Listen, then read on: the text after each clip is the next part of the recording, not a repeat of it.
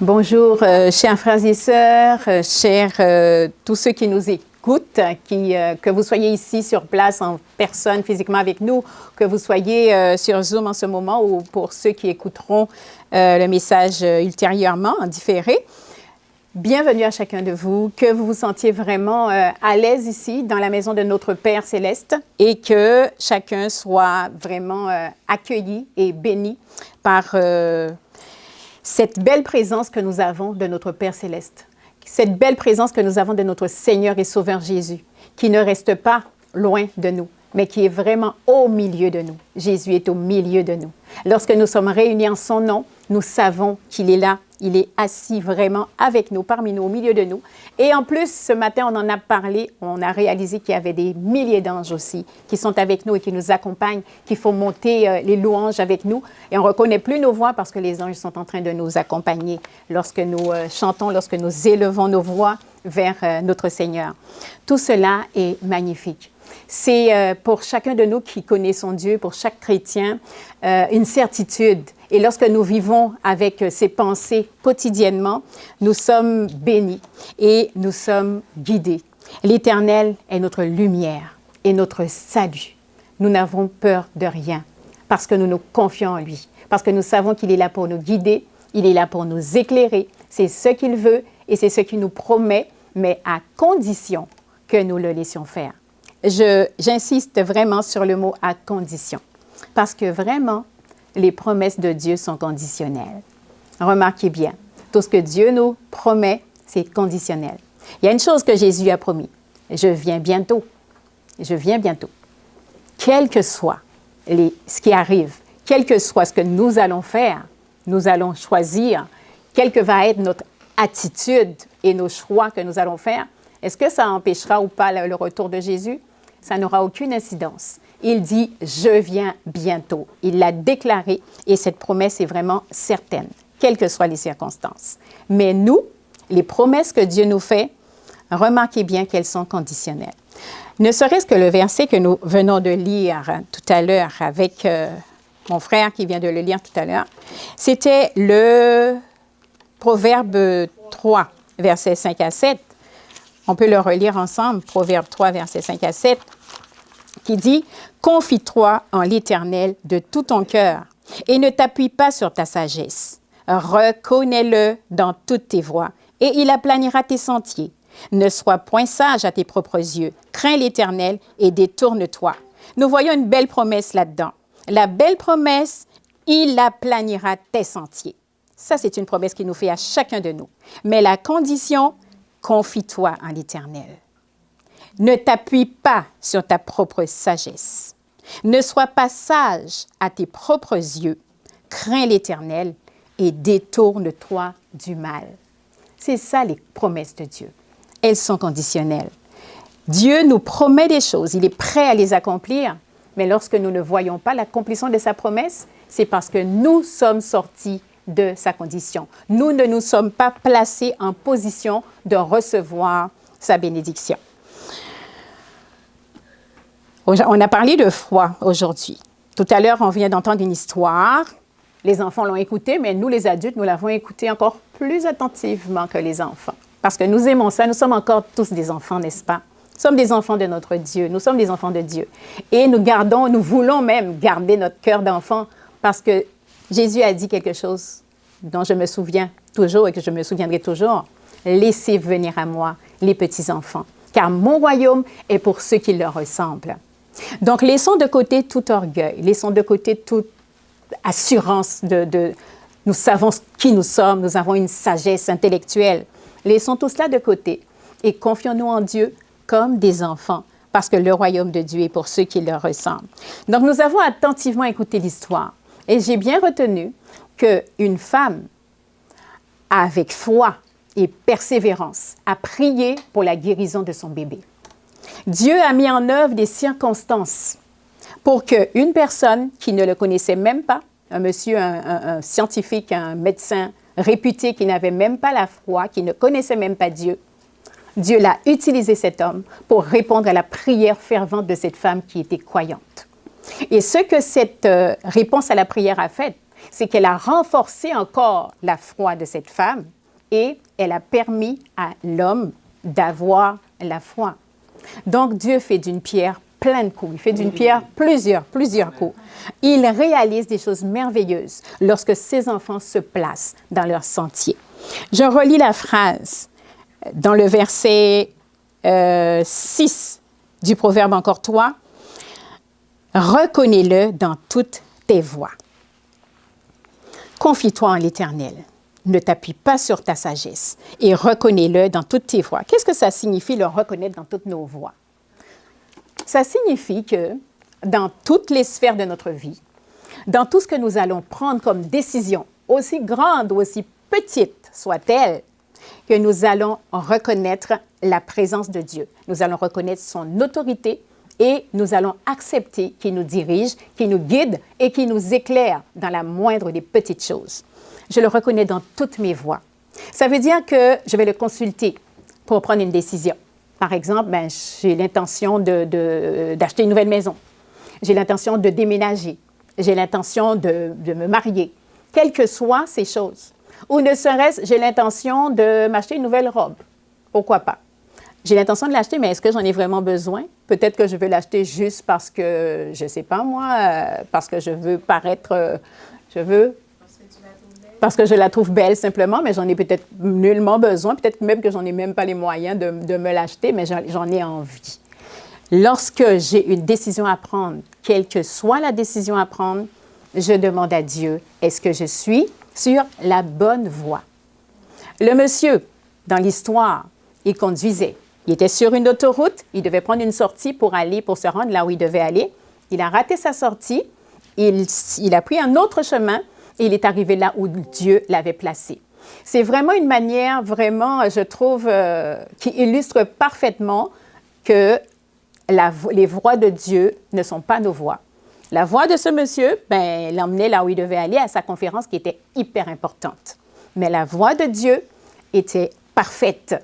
Cette voie l'amenait à un endroit inconnu pour lui, mais vraiment connu de Dieu, pour répondre à la prière de quelqu'un et pour, en même temps, lui permettre à lui d'augmenter sa foi. Parce que j'allais dire lui permettre d'avoir la foi. Mais nous avons chacun une dose de foi que Dieu a déjà mis en nous. Et cette dose de foi était dans le cœur de cet homme. Et Dieu a simplement permis que cette foi puisse se développer parce qu'il y avait des choses concrètes qui venaient de se passer par le témoignage d'un témoin fidèle. Est-ce que nous désirons aussi être des témoins fidèles pour ceux qui nous entourent, pour que nous soyons des témoins fidèles pour d'autres, pour que nous puissions par nos témoignages renforcer la foi des autres? Nous devons, nous aussi, avant tout, être dans les conditions nécessaires, c'est-à-dire que nous devons, nous, le reconnaître dans toutes nos voies. Nous devons nous appuyer sur la sagesse de Dieu et non sur notre propre sagesse. J'aimerais vous parler d'un homme et vous demander comment vous trouvez son attitude, comment vous trouvez la décision qu'il prend. Il est monté sur une montagne, une haute montagne, où il y avait beaucoup de vent. C'était un monsieur qui avait la foi. Hein? Vous allez me dire si vous pensez qu'il avait réellement la foi. Il est monté sur la haute montagne, puis il s'est dit qu'il allait se jeter en bas. Il s'apprête à se jeter en bas en criant « Je saute, mais de toute façon, Dieu va me sauver, j'ai la foi. » A-t-il vraiment la foi? Ou bien est-ce que c'est un acte de folie? Les actes de foi ne sont pas des actes de folie. Je ne suis pas en train de dire qu'il faut moins agir par la foi parce qu'il faut réfléchir avant d'agir, il faut qu'on consulte notre propre intelligence. Ce n'est pas ça que je suis en train de dire. Ce que nous devons comprendre, c'est que Dieu nous demande de faire confiance à sa sagesse. Il nous demande aussi d'être là où il veut que nous soyons, au lieu que nous le tentions. Est-ce qu'il voulait que ce monsieur monte sur cette montagne et qu'il se jette? Ce n'était pas la volonté de Dieu. Dieu ne lui a jamais demandé. Et le fait qu'il pense qu'en sautant, Dieu va le sauver parce qu'il le dit dans sa parole, qu'il va nous prendre, que notre pied ne heurtera pas sur une pierre. Je peux prendre la parole de Dieu comme ça, à tort et à travers, et penser qu'il va me répondre parce que sa parole l'a dit. Sa parole l'a dit, oui, mais il ne m'a pas placé sur cette montagne. C'est une manière, en fait, de bien comprendre que nous pouvons prétendre être dans la parole de Dieu, nous appuyer sur ce qu'il a dit, mais ça ne nous autorise pas pour autant à le tenter, à faire n'importe quoi parce que nous nous mettons complètement en dehors de sa voie. Il ne peut pas aplanir ce sentier parce que ce n'est pas le chemin qu'il a choisi pour nous. Confie-toi en l'Éternel. Confie-toi en l'Éternel, ça nous montre que nous devons avoir confiance. Une confiance humble qui sous-entend que nous nous abandonnons totalement. Nous écoutons Dieu et nous nous abandonnons à lui. Ne t'appuie pas sur ta propre sagesse, c'est le contraire de la présomption. La foi, en fait, ce que Dieu attend de chacun de nous, qu'il a mis dans notre cœur et qu'il attend à ce que nous le développions par la relation que nous avons avec lui, c'est le contraire de la présomption. Qu'est-ce que c'est que la présomption? La présomption, eh bien, moi je dirais que c'est ce que Satan, lui, a préparé comme contrefaçon à la foi. Parce qu'il est là pour faire une contrefaçon de toutes sortes, hein, de tout ce que Dieu a fait, de tout ce que Dieu a dit. Satan a préparé une contrefaçon. Puis, la présomption, c'est vraiment ça. Elle n'est pas basée sur la confiance envers Dieu, elle n'est pas basée sur l'abandon à la volonté de Dieu, mais elle est basée simplement sur notre orgueil spirituel. Elle est basée sur nos propres désirs. Et lorsque nous prions par présomption au lieu de prier avec foi, nous ne nous attendons pas à ce que Dieu fasse sa volonté dans notre vie, mais nous nous attendons à ce que Dieu fasse notre volonté. Ce que nous voulons, ce que nous désirons au plus profond de nous-mêmes, nous nous convainquons, c'est là que je veux parler vraiment d'orgueil spirituel, parce que nous nous convainquons que c'est la volonté de Dieu, alors que c'est juste notre propre volonté. Nous nous convainquons que c'est ce que Dieu veut et nous habillons ce que nous avons comme désir avec un beau manteau spirituel. Et là, on essaye de se convaincre, mais à force d'essayer de se convaincre, savez-vous ce qui arrive? C'est qu'on finit par y croire vraiment. Et on est sûr, on est certain que ce que nous avons fait, ce que nous avons pris comme décision, c'est la volonté de Dieu, mais pas du tout. Donc, c'est là que nous nous trompons. Et lorsque nous avançons dans cette démarche, nous allons voir un petit peu plus tard quel genre de conséquences ça va avoir sur nous et sur notre vie. Comment alors pouvons-nous ne pas confondre la foi, comment ne pas confondre la sagesse, la vraie sagesse, la véritable, à la présomption?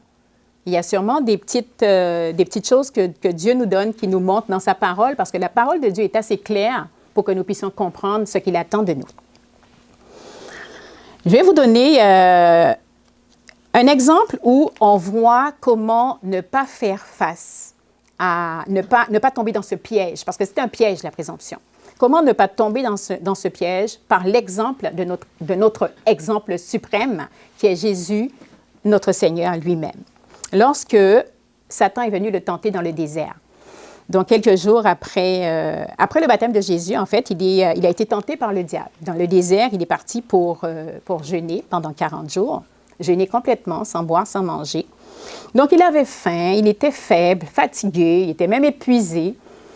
Mais c'est le moment que le diable a choisi pour venir le tenter. Est-ce que ça vous dit quelque chose? Au moment où je suis le plus faible, où je suis le plus vulnérable, où je me sens découragée, c'est à ce moment-là que le diable se pointe pour venir me tenter. Parce que là, il sait que je vais tomber beaucoup plus facilement que lorsque je suis fort. Donc, Jésus était dans un état de faiblesse lorsque Satan est venu devant lui. Et après lui avoir proposé, parce qu'il avait faim, de changer les pierres en pain, il lui fait une autre proposition. Il l'emmène en haut du temple, à Jérusalem, en haut du temple, et il lui fait cette demande. Jette-toi, jette-toi, et il ne t'arrivera rien, parce que si tu es le Fils de Dieu, il est dit que ton Père te sauvera. Et il cite une partie du psaume 91. Je vais vous inviter à prendre le psaume 91 avec moi.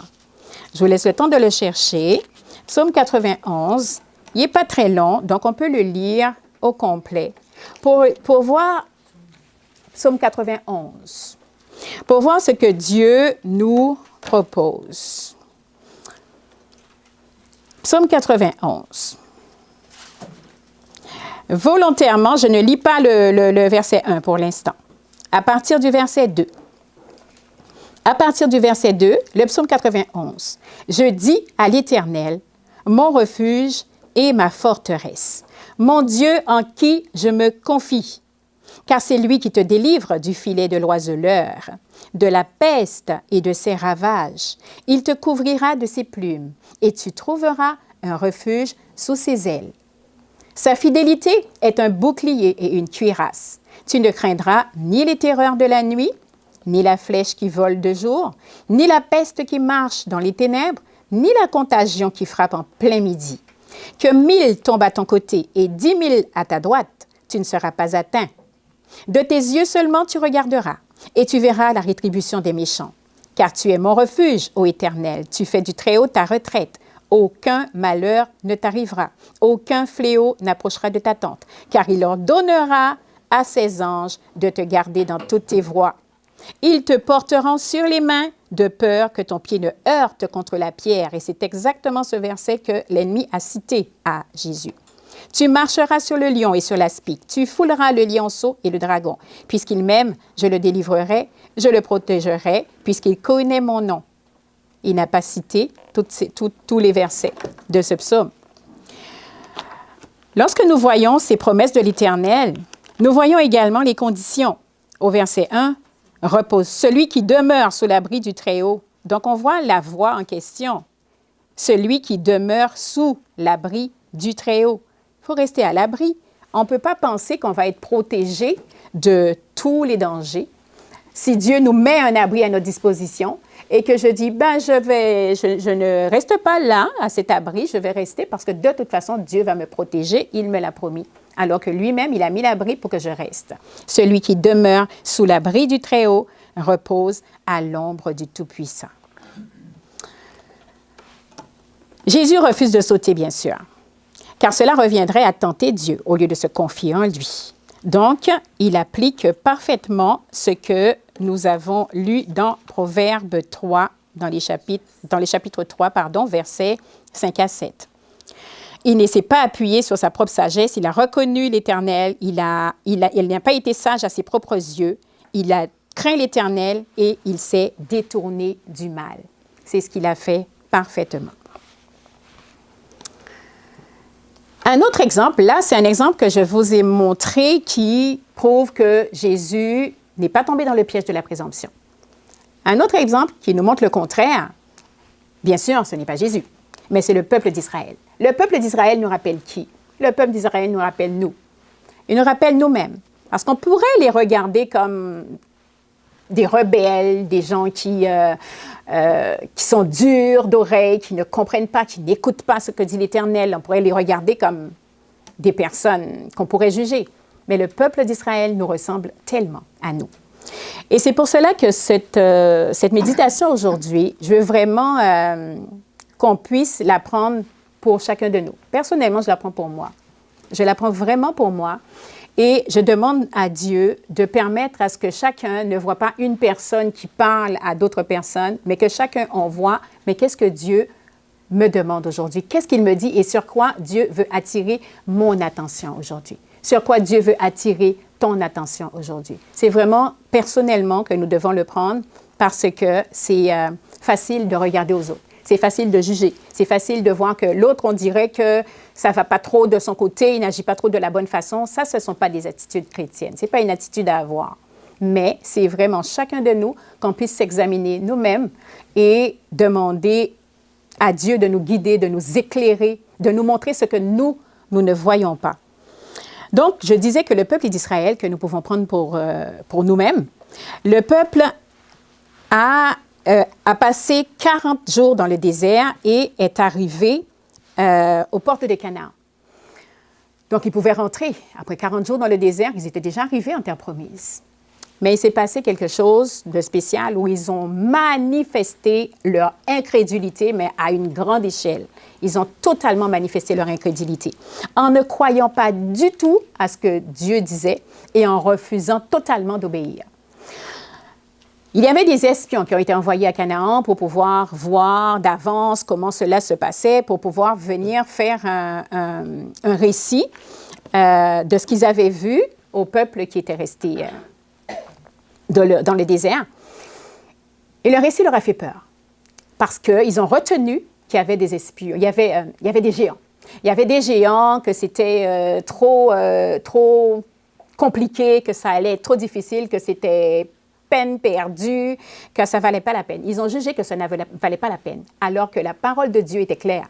La direction de Dieu était claire dans le désert, parce qu'il y avait une colonne de feu, il y avait une nuée qui les dirigeait de jour et de nuit.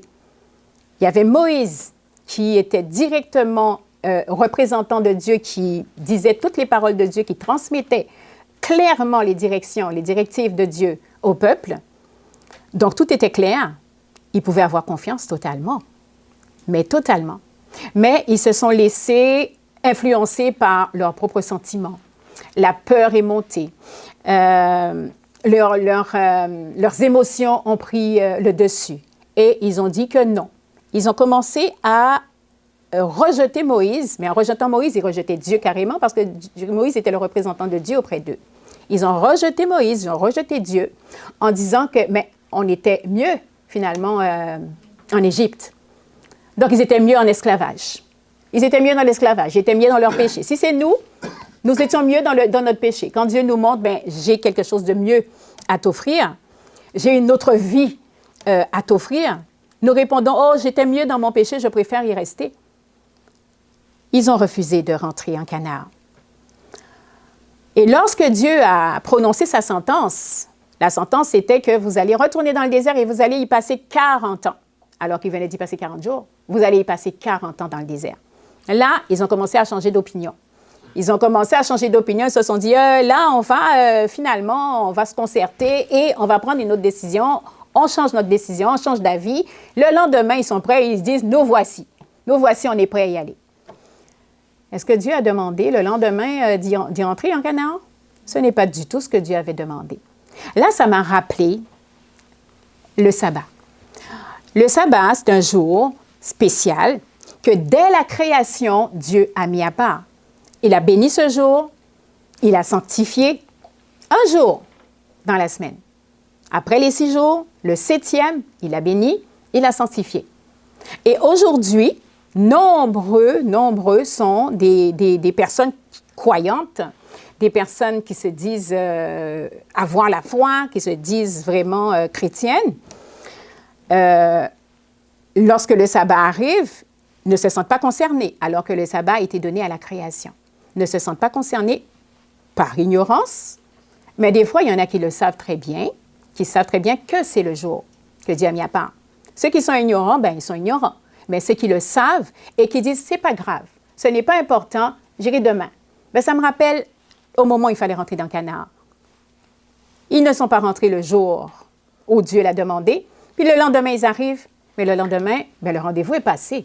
C'est plus le même jour, c'est plus la même chose. C'est sûr qu'on peut adorer Dieu tous les jours. Il y a des gens qui disent, mais de toute façon, je l'adore tous les jours. Ah, c'est parfait, nous devons l'adorer tous les jours. Nous devons passer du temps avec lui tous les jours et avoir une relation avec lui, pas seulement une journée dans la semaine, ça n'aurait pas de sens. Mais c'est quotidiennement que cette relation doit être ininterrompue avec notre Dieu. D'ailleurs, c'est nécessaire pour que nous puissions vivre. Mais ça ne veut pas dire que, même si tous les jours nous sommes avec lui, nous passons du temps avec lui, ça ne veut pas dire que tous les jours sont égaux et que chaque jour est le jour du rendez-vous spécial qu'il nous a donné. Donc, lorsque nous arrivons le lendemain, c'est trop tard. Moïse les a prévenus, le peuple, lorsqu'il voulait y aller le lendemain. Il leur a dit, n'y allez pas, parce que Dieu ne va pas être avec vous. Ce n'est pas aujourd'hui là qu'il vous a demandé d'y aller. L'Éternel ne sera pas avec vous. Vous allez vous faire tabasser, vous allez vous faire tuer, vous allez vous faire massacrer. Mais le peuple n'a pas entendu. Là, c'est la présomption qui rentre en marche. Parce qu'ils étaient sûrs que Dieu allait les bénir. Ils étaient sûrs que Dieu allait leur accorder la victoire parce que Dieu l'avait dit. C'était sa parole. Lorsque Dieu dit, ben effectivement, Dieu nous l'a promis, c'était sa promesse. Donc, il va nous bénir. Ils le croyaient vraiment. Mais qu'est-ce qu'ils avaient oublié? Ils avaient oublié d'obéir. Ils avaient oublié de se soumettre et de lui faire confiance totalement. Ils n'avaient pas fait confiance, mais pas du tout. Mais le lendemain, ils pensaient, même si nous n'avons pas fait confiance, même si nous n'avons pas écouté hier, c'est pas grave, nous regrettons. Mais est-ce que c'est ça la vraie repentance? Ce n'est pas la vraie repentance. Ça, c'est juste la peur des conséquences. Donc, souvent, lorsque nous avons peur des conséquences de ce qui va nous arriver, nous prenons certaines décisions à la hâte. Nous prenons une décision, nous changeons d'avis, pas parce que nous sommes repentants pour de vrai, là, mais simplement parce que la conséquence, mais nous en avons peur. Puis nous pensons que nous allons tromper Dieu. Dieu, il verra que du feu, il ne comprendra pas. On va juste changer notre position, on va y aller et Dieu va nous bénir, il va nous bénir. Mais Dieu ne les a pas bénis. Comme Moïse l'avait dit, Dieu n'était pas présent. Dieu a retiré sa présence et il leur avait dit, vous allez voir que je ne serai pas là. Vous allez comprendre ce que c'est que d'être sans moi, que d'être seul, d'aller par vous-même, par vos propres forces. Toutes les fois où nous irons au combat par nos propres forces, à un endroit où Dieu ne nous aura pas emmenés, sur un chemin qu'il n'aura pas tracé pour nous, nous nous mettrons, je ne dis pas qu'on va se faire massacrer à tous les coups. On ne va peut-être pas se faire massacrer à tous les coups, mais nous devons être sûrs que Dieu n'est pas avec nous. Et que ce qui va nous arriver, ben, c'est à nos risques et périls. Il peut nous arriver n'importe quoi, mais nous devons savoir que nous ne sommes pas dans la volonté de Dieu. Ce n'est pas la volonté de Dieu. Ça ne veut pas dire que je l'ai fait, il l'avait dit, il va me bénir. La condition, c'est que je marche dans toutes ses voies. C'est très important. Comment discerner maintenant au quotidien? Comment discerner au quotidien, comment faire la différence entre la foi et la présomption? Comment puis-je être certain que ma foi, c'est réellement de la foi? Est-ce que je suis vraiment dans la volonté de Dieu? Est-ce que je veux vraiment me placer sous sa divine protection? Est-ce que je me mets sous ses ailes? Est-ce que je me mets vraiment sous ses ailes, sous ses bras, dans son sentier, dans son chemin? Comment puis-je le savoir?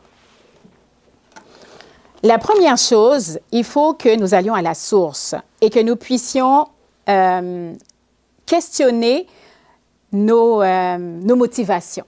Questionner nos motivations. Lorsque nous demandons quelque chose, pourquoi nous le demandons? Qu'est-ce qui nous motive? Est-ce que c'est pour notre propre ego? Est-ce que c'est parce que c'est pour notre moi, nous avons besoin de plus pour nous? Ou bien est-ce que nous sommes prêts à obéir à Dieu? Est-ce que nous sommes prêts à nous placer sous sa volonté? Nous voulons qu'il accomplisse sa volonté dans notre vie? Vraiment?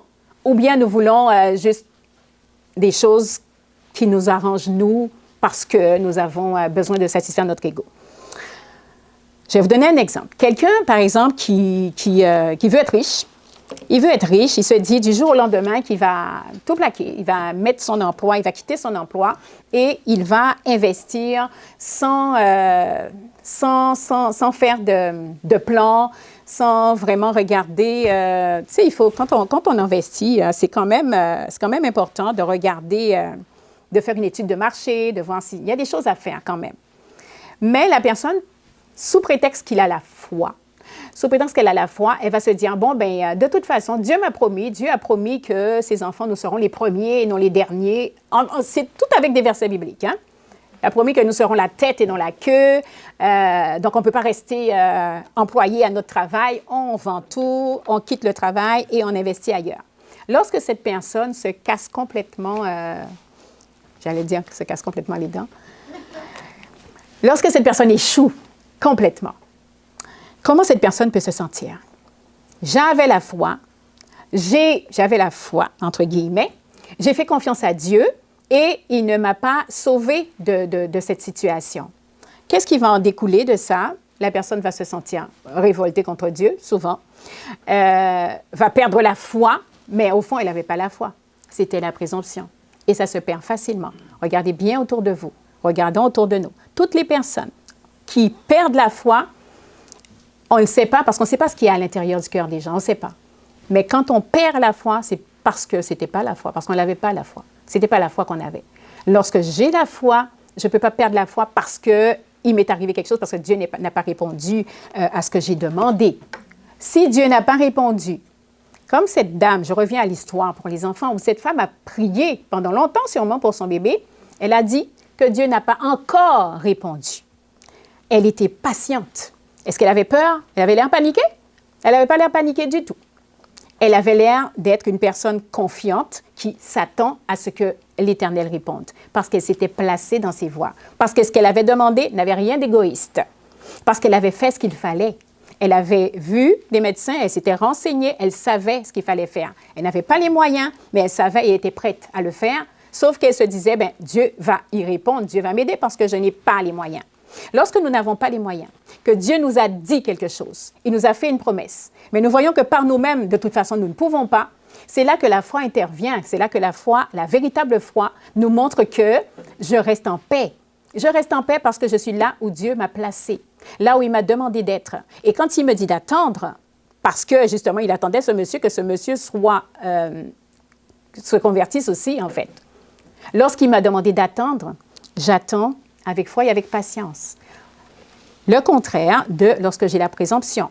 Je ne peux pas attendre avec foi et avec patience. J'attends que Dieu fasse ma volonté. Et si Dieu ne fait pas ma volonté, je ne comprends plus, je suis perdue. Je suis perdue. Je me demande, mais qu'est-ce qui s'est passé? Il m'a abandonnée. Est-ce que Dieu m'a abandonnée? Dieu, il m'a préparé un beau petit refuge. Je suis sortie. Je suis partie courir partout pour aller faire mes propres richesses parce que je voulais devenir riche. Mais le petit refuge était là. Et c'était là la protection divine. Donc, restons sous sa protection. Demandons-lui, consultons l'Éternel, consultons Dieu, consultons notre Seigneur avant chaque décision et suivons ses pas, suivons ses voies. Il va nous guider certainement. Et toutes les décisions que nous allons prendre avec cette sagesse, qui n'est pas notre propre sagesse, mais qui est la sagesse divine, toutes les décisions que nous allons prendre nous n'allons pas être déçus d'aucune de ces décisions-là. Les conséquences de la présomption, c'est vraiment un danger pour nos âmes, contrairement à la foi. La foi va nous permettre d'être en harmonie avec Dieu. La foi va nous apporter la paix. Lorsque j'ai la foi, j'ai la paix, parce que je ne m'inquiète de rien. Je sais que j'ai confiance en Dieu, que je lui ai tout confié, que je lui ai donné autorité aussi sur ma vie. Je lui ai donné autorité. Ça, c'est toute l'importance. Parce que ça change mon attitude. Lorsque je lui donne autorité, je demande que ce soit sa volonté qui se fasse et non la mienne. Mais lorsque je me place dans l'autre côté, la contrefaçon que l'ennemi a faite, qui est la présomption, je me place en position de maître. C'est moi le maître de Dieu. Parce que je veux qu'il fasse ma volonté. Je prends ma propre décision, j'y vais, et je veux que Dieu s'organise pour répondre à ce que j'ai demandé. Il faut qu'il s'organise puis qu'il vienne se ranger sous ma décision. Je veux forcer la main de Dieu. Je veux l'obliger à m'obéir, en fait. Et c'est là que je vais être déçue. Parce que Dieu ne peut pas se plier à ça. Dieu ne peut pas venir faire tout ce que j'ai demandé. Et d'ailleurs, s'il le faisait, ce serait pour mon propre malheur. Combien de fois il nous a laissé prendre nos décisions, puis après, on ne comprend pas dans quoi on se trouve, qu'est-ce que je fais là? Oui, mais Dieu t'a jamais envoyé là. Quand on prend certaines décisions, oh, je veux me marier avec telle personne parce qu'elle est belle, parce que lui, il est riche, parce que des raisons qui sont totalement contraires au royaume de Dieu. Je suis étonnée après lorsque ça ne fonctionne pas. C'est vrai que Dieu nous laisse faire. Il nous laisse faire. Ça ne veut pas dire qu'il nous a accompagnés parfaitement là-dedans, mais il nous laisse faire. Il est là pour réparer les pots cassés. Il est là pour nous prendre dans ses bras quand nous pleurons trop. Mais tout ça, c'est par notre propre faute. C'est notre faute. C'est nous qui nous mettons dans nos situations et nous avons tendance des fois à l'accuser, lui, alors que c'est nous-mêmes qui avons fait nos mauvais choix. La présomption nous conduit à un aveuglement aussi spirituel. Parce que plus on se met sous nos propres forces, on fait confiance à notre propre sagesse, ce qui arrive, c'est que nous allons de moins en moins entendre la voix de Dieu. On va de moins en moins avoir du discernement. On comprendra vraiment plus ce qu'il nous dira. On ne pourra plus avoir sa direction parce qu'on n'est pas sous sa lumière. on est hors de son salut, on n'est pas sous sa lumière. Donc, il ne nous dirigera pas. Et c'est là que ça devient très dangereux parce que cet aveuglement spirituel va faire que nous allons tellement nous éloigner de Dieu que nous pourrons accomplir à la fin, à vraiment, quand on arrive au bout, à ce qu'on appelle le péché, à pécher contre l'Esprit de Dieu. Parce qu'on ne l'entend plus. C'est l'endurcissement total. Donc, c'est une mise en garde, vraiment, pour chacun d'entre nous.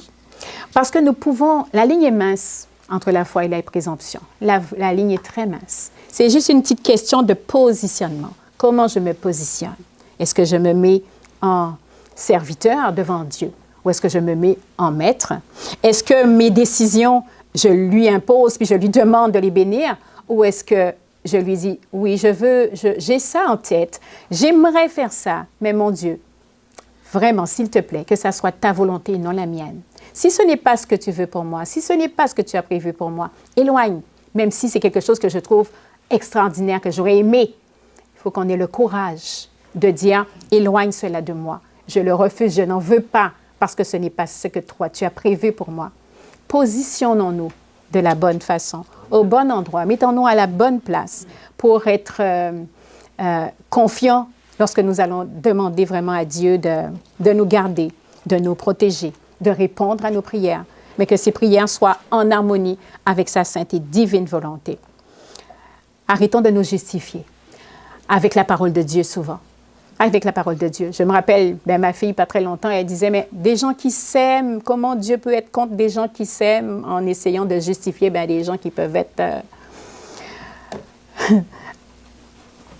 c'est l'amour, sous prétexte que c'est l'amour. Oui, Dieu est amour, oui, mais il est aussi écrit qu'un homme ne sera pas avec un homme comme un homme va être avec une femme. Ce sont des choses qui, la parole de Dieu dit, même si c'est l'amour que les gens voient. Mais qu'est-ce que l'amour? Si ce n'est l'agapé. Alors, pour finir, j'aimerais vous inviter à vous prosterner. Et dans la prière que nous allons faire, que cette prière soit pour chacun de nous une demande que nous allons faire à Dieu pour qu'il nous garde vraiment dans toutes ses voies, que nous ne confondions surtout pas la foi, la véritable foi et la présomption, que nous ne tombions pas dans ce piège. Donc, je vais vous inviter à vous prosterner avec moi pour la prière.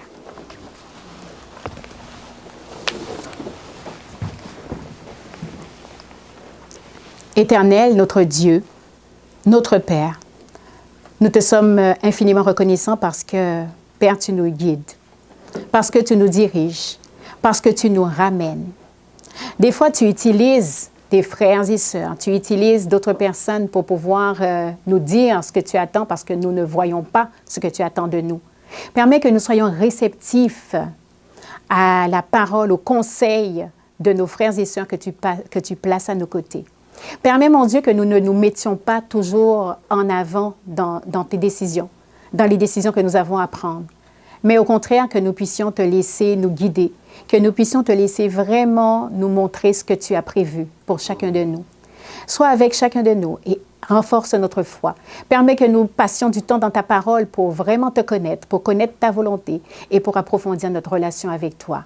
Fais grandir en nous la foi. Au nom de Jésus, nous t'en prions. Amen. Amen.